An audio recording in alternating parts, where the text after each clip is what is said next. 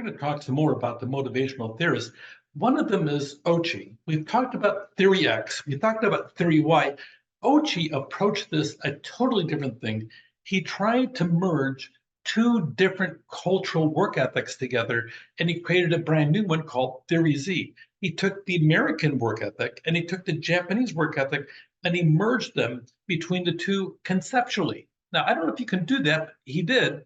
The Japanese work at the time, he talked about they would show up to work 15 minutes early at least. They would wear matching coveralls. They would do exercises together. Americans would roll their eyeballs in the process and everything. He tried to work with them together, and he came out with some brilliant motivational theories that were embraced by both sides.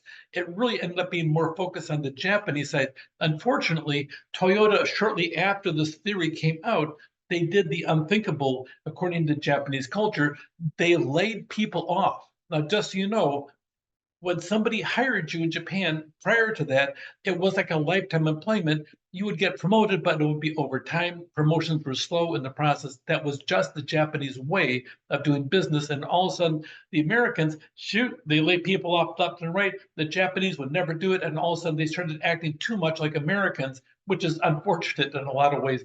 But here's the end result. You'll see the merger between the two. And I think the reason I'm teaching this is I want you to understand that sometimes motivational theories, some people fly them and they don't always work. But even then, this is probably the most significant aspect of trying to merge two work ethic cultures between two societies that are very productive and world leaders in manufacturing into one. It was brilliant in the process, but look in the middle over here.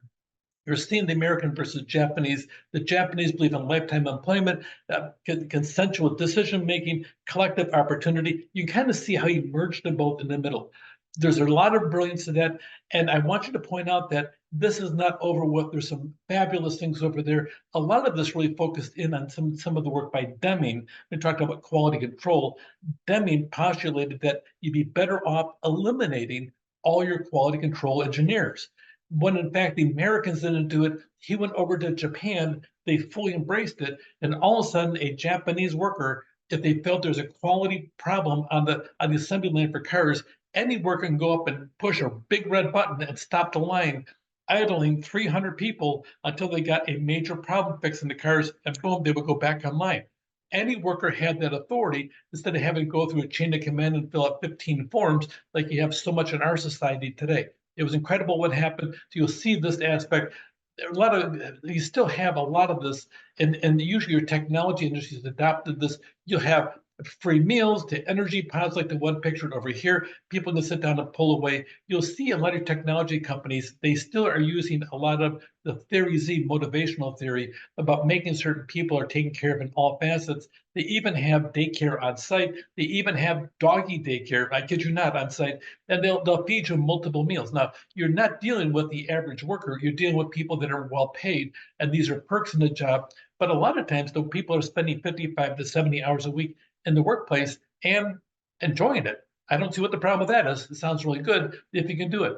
Here are the three different categories: the theory X, the theory Y, and the theory Z. Two things. Number one, you have to know this. Number two, I think that this slide right here is worthwhile for you printing and keeping, or maybe the whole PowerPoint presentation long term, because it is going to truly help you when it comes down to you being a leader out there trying to figure out what to do, because sometimes you have to use that contingency approach and be all things to all people. Goal setting theory. A lot of times you want to sit down with your workers and find out what goals are interested in the job. If the goals are accepted, make certain that you're agreed upon, accompanied by feedback, and they're really facilitated by the organization itself. That's really merged into what we call MBO. MBO is a common practice used by a lot of different organizations. Typically, on an evaluation, you take the job description, and your top 10 jobs are usually the most significant jobs you have.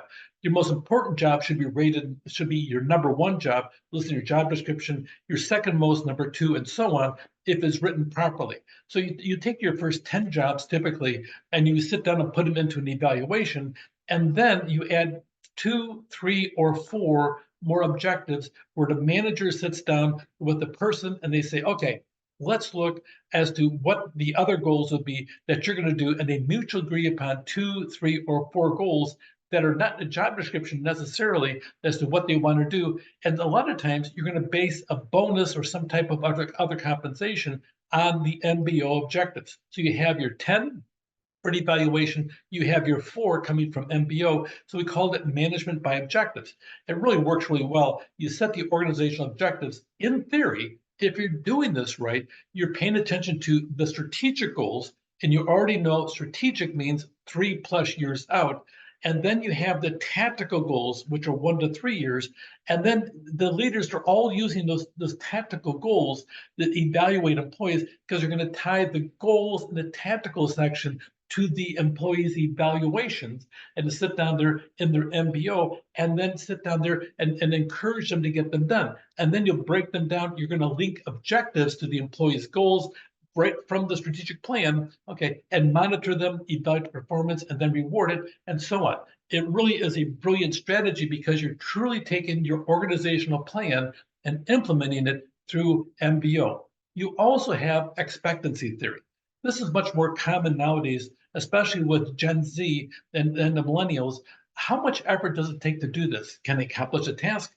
If so, what's my reward? You have people asking these questions instead of blindly accepting that the organization wants you to do this. That's going to take a lot of time, maybe some of my family time. I don't want to work 55 or 60 hours my whole life. Once in a while is okay, but I want to spend time with the things I want to do. So what's my reward if I do this? Expectations vary from person to person, and a lot of times, just so you know, we're seeing a big change. We went full remote worker, and now there's a snapback, and a lot of companies are saying you need to come back to work. This remote thing doesn't cut it for us. So we're seeing a bifurcation on the job market of people remote work only. We're seeing a lot of people says no work only, and we're seeing everything in between. So expectancy theory is becoming the norm. So you'd be seeing a lot of this. Here's an example of what happens. Can I accomplish this task? Is it worth it? Yes. If not, I'm not motivated. I don't want to do it. As you hear a lot of this stuff, in the old days, this would never have happened. Really, Nadler talks about the 5 steps employee performance.